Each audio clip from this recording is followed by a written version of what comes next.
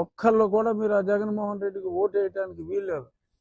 చంద్రబాబు నాయుడు గారు కాదు దీనికి కారణం, పవన్ కళ్యాణ్ గారు కాదు దీనికి కారణం. ఒకే ఒక్కడు జగన్మోహన్ రెడ్డి. అతను ఇంకో ఇద్దరు అధికారులతో కలిపి ఆడిన డ్రామా ఈ అవ్వా తాతలకు ఈ మండు టెండలో పనిష్మెంట్.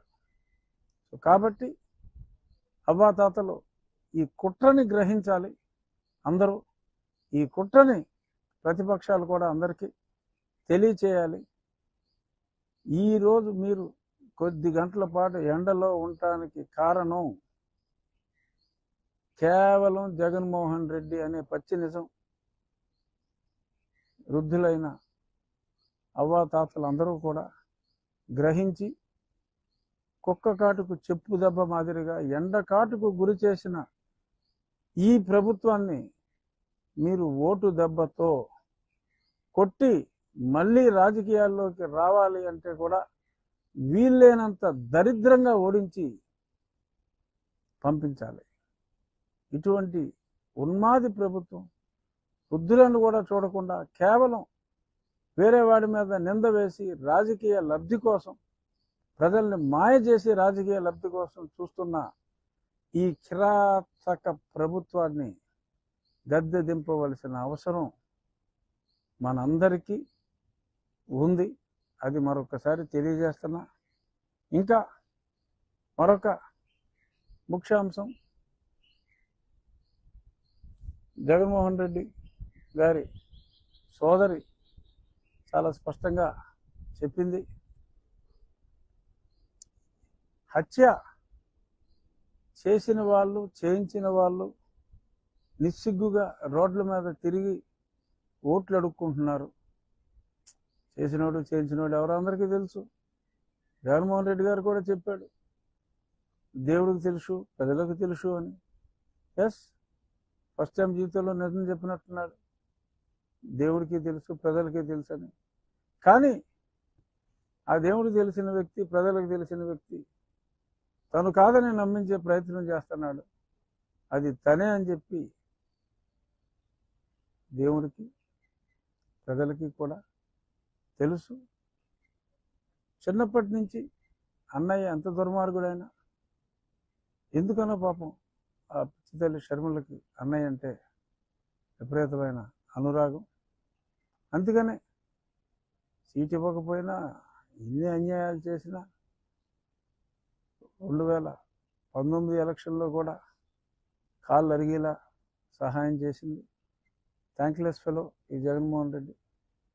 సొంత చెల్లికే 1,00,000 కోట్లు ఉన్నా కూడా కనీసం న్యాయం చేయని వాడు ప్రజలకు న్యాయం చేస్తాడంటే ఎందుకు నమ్ముతారండి? ఎవరు నమ్ముతారండి? నా అక్క చెల్లెమ్మ. ఐ థింక్ ఈ మధ్యన నా బీసీలు, ఎస్సీలు అంటున్నాడు తప్ప నా అక్క చెల్లెమ్మలు అంటూ మానేశాడు. ఎందుకంటే వెంటనే వీళ్ళిద్దరూ గుర్తొచ్చేస్తున్నారు, షర్మిల, సునీత. అందుకని డైలాగ్ ఆపేసినట్టున్నాడు పాపం ఈ మధ్యన. సో అతని డైలాగ్ ఈ మధ్యన కొరతం ఆపేసిన. షర్మిల చాలా స్పష్టంగా చెప్పింది, ఇప్పుడున్న వ్యక్తి మా అన్నయ్య కాదు, రక్తంలో ఉన్నాడు. మా చిన్నాయన్ని చంపించి, ఆల్మోస్ట్ ఇతనే చంపించాడని కూడా చెప్పింది అనుకోండి. వాళ్ళతో కలిసి తిరుగుతున్నారు.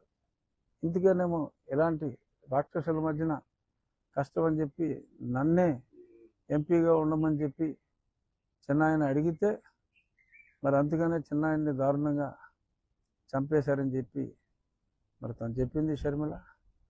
అలాగే నిన్న సునీత కూడా నేను సిబిఐ ఎంక్వైరీ వెయ్యాలి అని అడిగిన తర్వాత నా మీద చాలా ప్రశ్నలు పెట్టాడు జగన్మోహన్ రెడ్డి. కనీసం ఒకసారి కూడా అపాయింట్మెంట్ కూడా ఇవ్వలేదు. అంటే ఏంటి? తెలిసిపోలేదా మనోడు ఏం చేయడని? ఎందుకు ఇవ్వడు? సిబిఐ ఎంక్వైరీ ముందు అతనే అడిగాడు. చంద్రబాబు నాయుడు గారు ఎంక్వైరీ తప్పించుకోవడం కోసం సిబిఐ ఎంక్వైరీ అడిగి డ్రామాలు ఆడి ఒక గ్యాగ్ ఆర్డర్ తీసుకొచ్చి దాని మీద చర్చించకూడదని. లేదంటే అప్పుడే ఐసా పైసా తేలిపోయి అతను కోర్టుని అద్భుతంగా వాడుకున్నాడు. ఆ గ్యాగ్ ఆర్డర్ని వాడుకున్నాడు. తనే ముందు సిబిఐ ఎంక్వైరీ కావాలని చెప్పి అన్నాడు. సిబిఐ లేకుండా వీళ్ళు ఎంక్వైరీ చేస్తే బట్టబయలు అవుతుందన్న భయంతో నిష్పక్షపాతంగా అడిగినట్టు ఏదో బిల్డప్ ఇచ్చి ముఖ్యమంత్రి అయిన వెంటనే కేసు ఏమీ తేల్చకుండా సీరియస్గా ప్రొసీడ్ అవుతున్న మహంతిని భయపెట్టి రాష్ట్రం వదిలి పారిపోయేలాగా చేసి ఐపీఎస్ ఆఫీసర్ని యంగ్ బాయ్ని మరి ఎంత దారుణం చేసి సునీత కేసు వేస్తానంటే భయపెట్టి మాట్లాడించి తను చెప్పింది కూడా ఏమవుతుంది నా మీద 12వ కేసు అవుతుంది అంటే అతనే కదా దీని వెనకాల ఉన్నదని ఒప్పుకున్నట్టే కదా. అవినాష్ బీజేపీలోకి వెళ్తాడని అంటే బీజేపీలోకి వెళ్ళిపోతే అదేమన్నా గంగ అందులో మురిగిన వాళ్ళు అందరూ పునీతులు అయిపోతారా అన్న ఉద్దేశం వచ్చేలాగా మరి అతను మాట్లాడటం జరిగింది. మరి ఎందుకని ఇంత ఇలా చేస్తున్నావు జగన్మోహన్ రెడ్డి అని సునీత ప్రశ్నించింది. నీ సాక్షి ఛానల్కి వస్తా కావాలంటే రా నువ్వు నేను ఫేస్ చేద్దామని ఛాలెంజ్ కూడా చేసింది. దమ్ముంటే let him face his sister. So ఇలాగా అన్యాయాలు చేసి మరి ఇదంతా కూడా తను చెప్పింది. మరి ఈరోజు మరి ఇంక మ్యాటర్ వచ్చిందో రాలేదో నేను ఫాలో అప్ చేయలే. దస్తగిరి వేశాడు పిటిషను అవినాష్ రెడ్డి బెయిల్ రద్దు చేయాలి అని, తను బెదిరిస్తున్నారని, జైల్లో ఉన్నప్పుడు 20 కోట్లు ఆఫర్ ఇచ్చారని ఇవన్నీ కూడా చెప్పడం జరిగింది. మరి చూడాలి. మరి న్యాయస్థానాల మీద నమ్మకం అయితే అందరికీ ఉంది. మరి ఏదన్నా అక్కడ మరి ఏమవుతుంది లేదు అంటే 24వ తారీఖు సుప్రీంకోర్టులో డాక్టర్ సునీత వేసిన బెయిల్ రద్దు పిటిషన్ వస్తుంది. మరి ఇక్కడ కానీ అక్కడ కానీ మరి ఏవైనా చనిపోయిన వ్యక్తి కేసులో మరి ఏమన్నా స్వాంతన చేకూరుతుందా అనేది చూడాలి.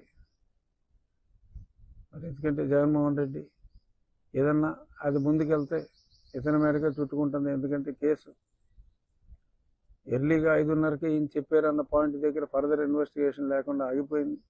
ఆ ఫర్దర్ ఇన్వెస్టిగేషన్ జరిగితే పూం పుహార్ పిస్తా బహార్ అవ్వచ్చని అనుమానాలు కూడా ఉన్నాయి. మరి అదేమవుతుంది, ఈ కేసు ఏమైంది అనేది ఒక ఎత్తు అయితే, పులివెందుల్లో రామ్ సింగ్ మీద, సునీత మీద, రాజశేఖర రెడ్డి మీద, ఆమె భర్త, వీళ్ళ మీద కూడా ఆ కృష్ణారెడ్డి ఆ పిఏతో జగన్మోహన్ రెడ్డి అండ్ గ్యాంగ్ ఒక కోర్టులో మేజిస్ట్రేట్ దగ్గర ఫైల్ చేస్తే ఆ మేజిస్ట్రేట్ గారు కింద పైన చూడకుండా పోలీసుల్ని ఒక సింగిల్ లైన్ ఆర్డర్ ఏదో ఇస్తే ఆ పోలీసులు ఎఫ్ఐఆర్ కట్టేసి మరి చాలా న్యూసెన్స్ చేశారు.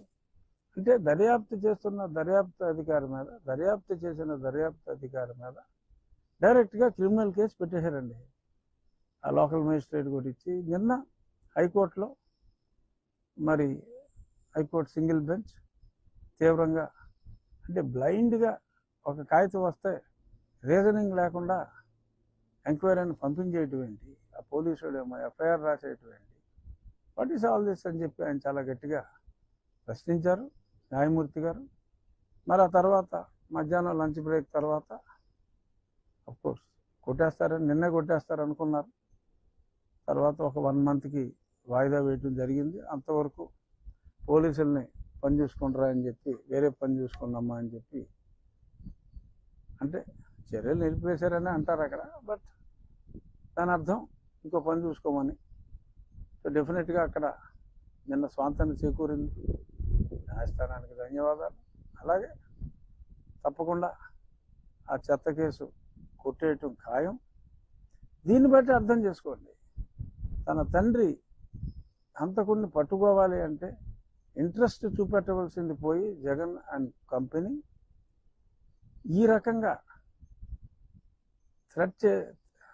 కృష్ణారెడ్డితో స్టేట్మెంట్ తీసుకుని ఆ రామ్ సింగ్ని భయపెట్టి సాక్షి పేపర్లో వీళ్ళే ఎందుకు మర్డర్ చేయించకూడదు అని ఒక దరిద్రపు అర్థం వచ్చేలాగా, సారీ వీళ్ళే చేశారు అనుకుంటే నువ్వు ఎంక్వైరీ 8 నెలలు చేసావు కదా, మరి అప్పుడు బుక్ చేసేపోయావా?